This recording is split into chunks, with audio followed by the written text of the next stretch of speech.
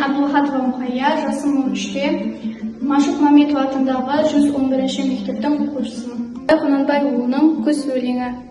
Сұр болып түсі суы қаптайды аспан, күз болып дымқыл тұман жерді басқан, білмеймін, тойғаны ма, тоңғаны ма, жылқы ойнап бие қашқан, тай жасқан, жастар жасыл шөп пе шешек жоқ бұрынғыдай, жастар күлмес, жүгірмес бала шулай, қайыршы шал кемпірдей түсе кетіп, жапырағынан айырылған ағаш қурай.